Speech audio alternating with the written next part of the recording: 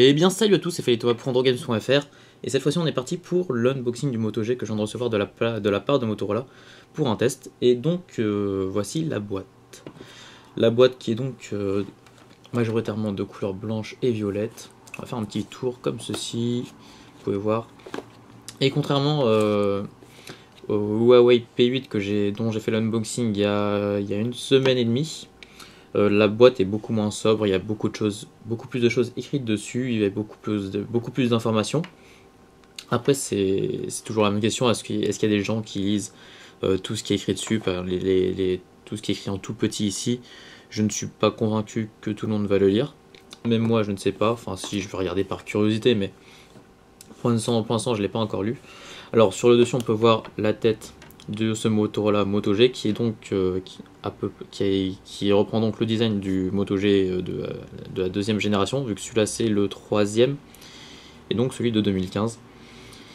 Donc on peut voir le logo de Motorola, le nom Moto G.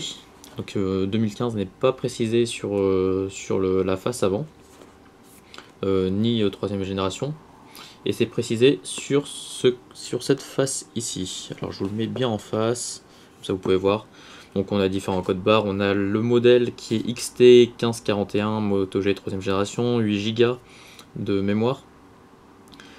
Wi-Fi, le truc pour le recyclage, on peut mettre à la poubelle, Bluetooth. Il est conforme aux normes européennes, 0168, je ne sais pas ce que c'est. Etc. Couleur noire, ok.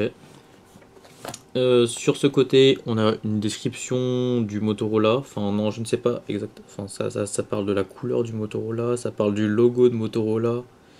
Bon, ça parle pas tellement du téléphone en fait. Alors là, on a une face violette. Ici, on a une face violette et blanche. Donc ça reprend. C'est en continuité de la face avant. Là, on a déjà vu. Et puis au dos, on a quelques spécificités techniques. Écran 5 pouces avec une protection Corning Gorilla Glass. Alors c'est pas précisé, mais je pense que c'est la 3. Résistant à l'eau, certifié IPX7, appareil photo 13 mégapixels, avec une technologie de correction de température des couleurs, flash double LED, appareil photo 5 mégapixels, processeur de quad-core à cadencé 1,4 GHz, expandeur Android à l'état pur, oui, parce que c'est l'interface, ça sera de l'Android pur quasiment, pour un niveau de performance supérieur. Attention, personnalisez votre smartphone avec des coques Motorola Shells, parce que le téléphone, on peut choisir les coques à la commande. Enfin, est-ce que c'est disponible en France? Je pense que vous me le direz en commentaire. Puis en dessous, on a la traduction en espagnol. Alors pourquoi en espagnol, je ne sais pas. Et puis de même ici, on avait en français à gauche et en espagnol à droite. Alors maintenant, on va ouvrir tout ça avec l'ouverture qui se fait ici. D'ailleurs, vu que j'ai en test, c'était déjà ouvert. Et je ne sais pas si le téléphone il est dans ce sens à la base. Mais en tout cas, moi je l'ai reçu, c'était dans ce sens. Et on va mettre notre petit Motorola de côté pour l'instant. Je vous le mets ici, voilà, dans l'angle de la caméra. Comme ça, vous pourrez l'admirer pendant que je déballe la boîte. Alors, comment ça s'ouvre? Alors, on a ici, ok, ça s'ouvre de ce côté, comme ça vous verrez mieux, comme ceci. Et on a un chargeur.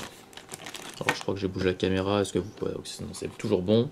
Et une paire d'écouteurs, rien de plus, avec bon, la notice d'utilisation, avec écrit dessus, lisez-moi. À vos ordres, chef. Je vais la mettre de côté aussi. Les écouteurs qui sont très basiques. Donc c'est pas de l'intra-auriculaire, c'est en plastique.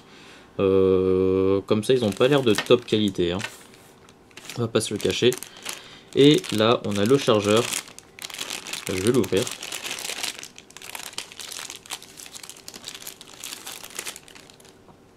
On va tout défaire. Comme ça sera fait.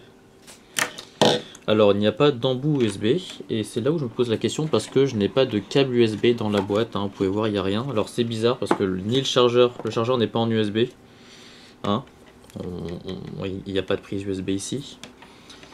Bon, alors là c'est du micro USB, comme on pouvait s'y attendre. Mais à part ça, je n'ai pas de câble USB. Alors il n'est pas non plus caché dans les écouteurs. Les écouteurs qui se présentent comme ceci.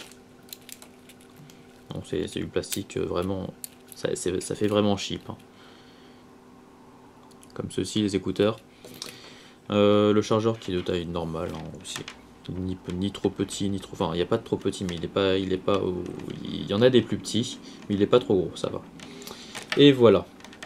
Maintenant, on va passer au téléphone. Le plus important. Voilà, je remets tout de côté. Hop là, ça fait ranger. Même si vous voyez un peu sur le côté. Bon, c'est pas grave. C'est pas grave. Voilà, on va enlever. Maintenant, on va dire ce qu'il y a dessus. 4G LTE IPX7, 13 mégapixels plus 5 mégapixels à l'avant, donc 13 à l'arrière et 5 à l'avant. Une batterie de 2470 mAh avec un slow micro SD. Je crois qu'il est compatible jusqu'à... je ne sais pas. Je crois jusqu'à 2 Tera, mais je voudrais pas dire de bêtises parce que... Enfin 2 Tera, s'il existe des micro SD de 2 Tera bien sûr. Et on a un processeur quad-core et maintenant je vais enlever la protection. Ça il fait un peu plus beau quand même. Donc voici notre Moto G 3ème génération. La façade avant est sympa, on voit il y a les deux haut-parleurs sur les côtés, enfin en haut et en bas. Et c'est des haut-parleurs stéréo. Et sur la tranche de droite, on peut voir le bouton power avec les touches de volume ici. Le haut, on a la prise jack 3.5 avec le second micro. Sur la tranche de gauche, on n'a absolument rien. Et sur la tranche du bas, on a la prise micro USB pour le recharger.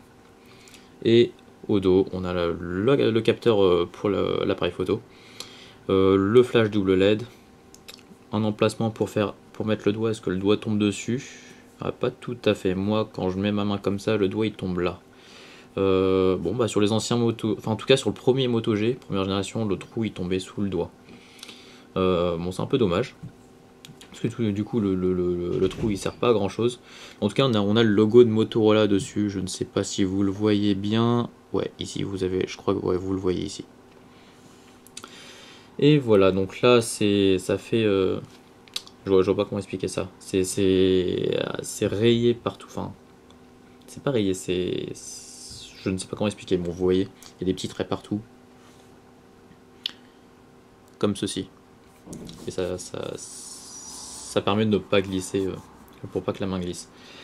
Ensuite, on a le capteur à l'avant, on a aussi le capteur frontal ici. Et on ne voit pas les autres, enfin le capteur pour l'appareil photo et puis les autres capteurs, on les voit pas en tout cas. Je ne sais pas où ils sont sûrement en haut par là. En tout cas, on ne les voit pas. S'il y en a, genre les capteurs de l'MSD. En tout cas, voilà, pour l'instant en prise de main, je trouve qu'il passe vraiment bien.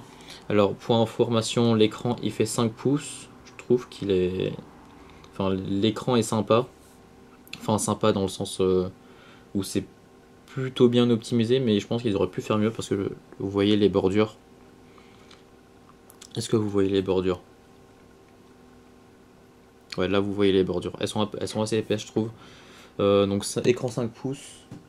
Alors, pour comparaison, le Nexus 5 qui fait du 4,95 pouces.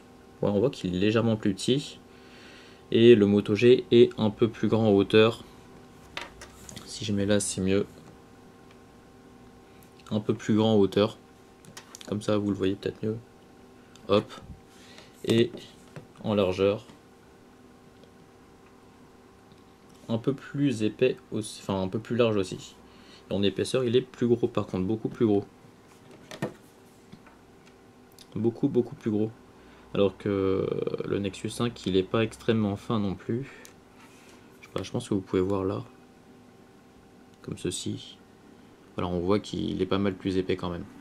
Alors pour les spécifications, je ne sais pas, je n'ai pas regardé. Mais allez, à vue de nez, je pense pour presque 1 cm d'épaisseur. En tout cas, la prise en main est bonne. Et puis, on peut aussi ouvrir la coque là pour avoir accès à...